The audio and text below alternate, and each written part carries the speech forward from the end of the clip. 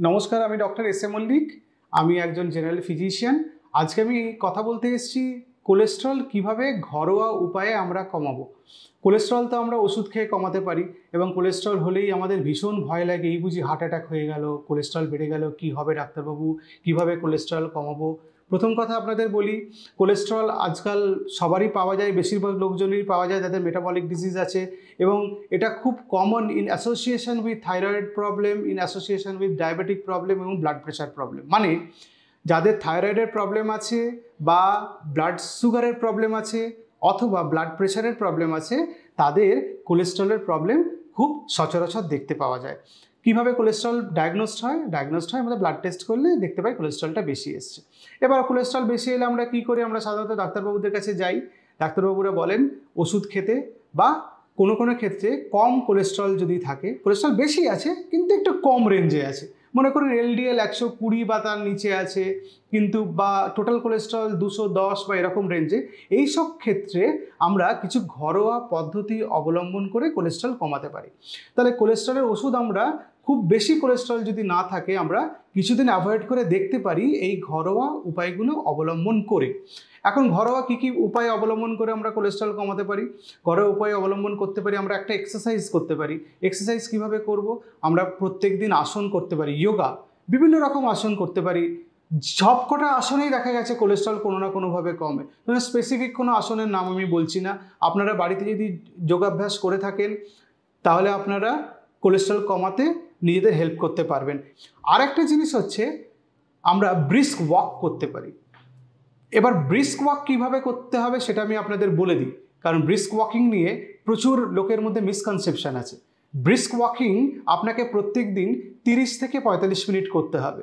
তবে রাফলি বিভিন্ন হার্ট অ্যাসোসিয়েশন এবং হাইপারটেনসিভ অ্যাসোসিয়েশনরা বলেছে যে 150 minutes per week brisk walking করতে হবে, মানে 150 মিনিট প্রত্যেক সপ্তাহে।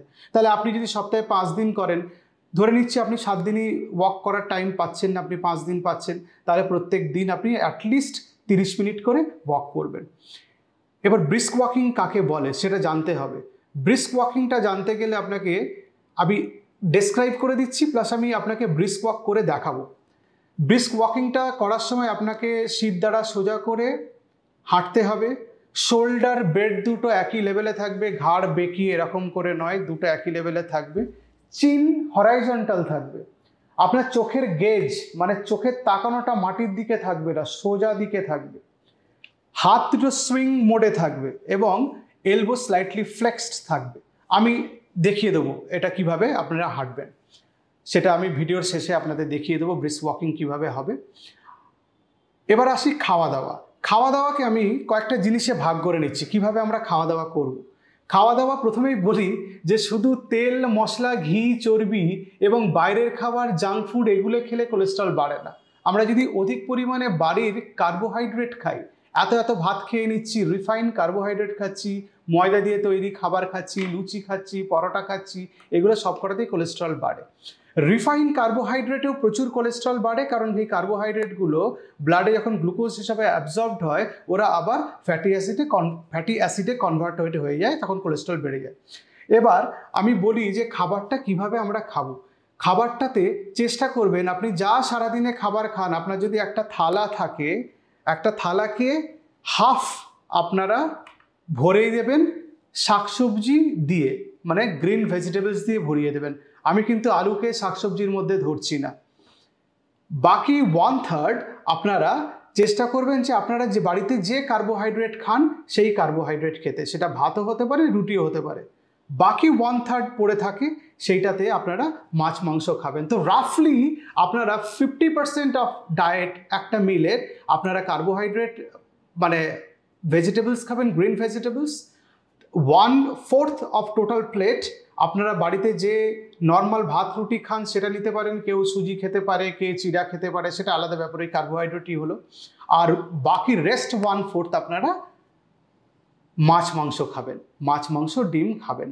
সেটা আবার কেউ যদি বলে আমি মাছ মাংস খাই না, তাহলে আপনি সেখানে সয়াবিন, পনির, এগুলো রাজমা, ডাল এগুলো দিয়েও আপনি ভরতে পারেন। এটা একটা রাফ আপনাদের একটা আইডিয়া দিলাম। আরও কিছু খাবার আছে যেগুলোতে কোলেস্ট্রল কমে, তার মধ্যে আসি নাটসে। নাটসের মধ্যে দুটো ইম্পর্টেন্ট নাটস যার মধ্যে পৃথিবীর মধ্যে বেস্ট বলে অ্যামন্ডকে পৃথিবীর যে সুষম খাদ্য তালিকা প্রকাশিত হয়েছিল, অ্যামন্ডকে তার একদম উচ্চস্থানে রেখেছিল। আর ওয়ালনাট। কিন্তু এই ব্যাপারে আমি একটা জিনিস বলে দিচ্ছি আপনাদের, আমরা ডাক্তারবাবু বললেন যে বাদাম খেলে কোলেস্ট্রল কমে এবং হার্ট ভালো থাকে বলে মুঠো মুঠো গামলা গামলা ভর্তি বাদাম খেলে হবে না। এর একটা পরিমিত পরিমাণে বাদাম খেতে হবে। 4টে অ্যামন্ড খাবেন বা 2টো ওয়ালনাট খেলেন সারাদিনে, এনাফ, বেশি খেতে হবে না। এই অ্যামন্ড ওয়ালনাটে যেটা থাকে, অ্যান্টিঅক্সিডেন্ট থাকে প্রচুর, আর ডায়েটারি ফাইবার থাকে, সলিউবল ডায়েটারি ফাইবার। এই সলিউবল ডায়েটারি ফাইবারটা কি করে, আমাদের ইন্টেস্টিন থেকে এক্সট্রা যে ক্যালোরি অ্যাবজর্পশন সেগুলো কমিয়ে দেয়, প্লাস অ্যান্টিঅক্সিডেন্ট এলডিএল তৈরিতে, মানে খারাপ কোলেস্ট্রল তৈরিতে বাধা দেয়। তার জন্য গুড কোলেস্ট্রল বাড়ে, ব্যাড কোলেস্ট্রল কমে। এবার আসি সিডসে। কিছু সিড আছে যেগুলো খেলে আমাদের কোলেস্ট্রল কমে।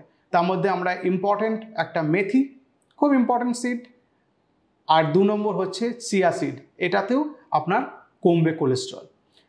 কিছু আমাদের মশলা পাওয়া যায়, ইন্ডিয়ান স্পাইসেস, যেগুলো কোলেস্ট্রল কমানোর ক্ষমতা আছে। তার মধ্যে একটা হলুদে কার্কুমিন বলে একটা অ্যাক্টিভ ইনগ্রেডিয়েন্ট থাকে যেটা এলডিএল কোলেস্ট্রল কমায় ব্লাডে।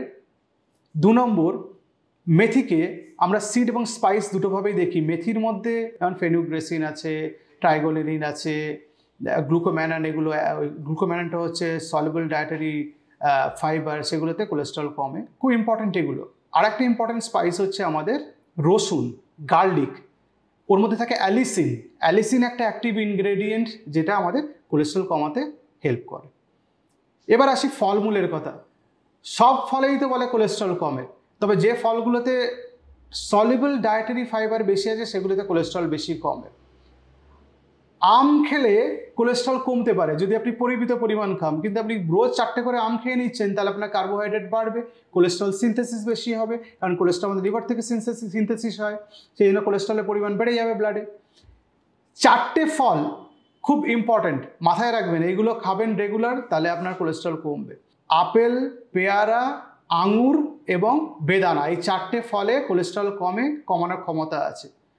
কলাতে কোলেস্ট্রল কমার কোনো ক্ষমতা নেই, কিন্তু কলার অন্য উপকারিতা আছে, পেট ক্লিয়ার করে এটসেট্রা, ডায়েটারি ফাইবারও আছে। এই হচ্ছে মোটামুটি এই খাবারগুলো খেলে কোলেস্ট্রল কমে। আর আমিষ জাতীয় খাবারের মধ্যে যেগুলোতে ওমেগা 3 ফ্যাটি অ্যাসিড আছে, মানে সামুদ্রিক মাছ, এগুলোতে কোলেস্ট্রল কমে, যেমন স্যামন আর টুনা।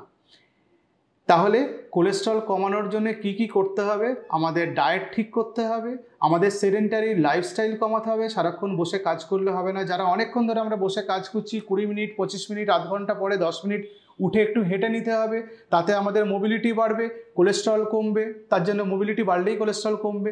আর ডায়েটের যে প্যাটার্নটা বললাম, এটা ফলো করলে আপনার কোলেস্ট্রল অনেকটা কমবে।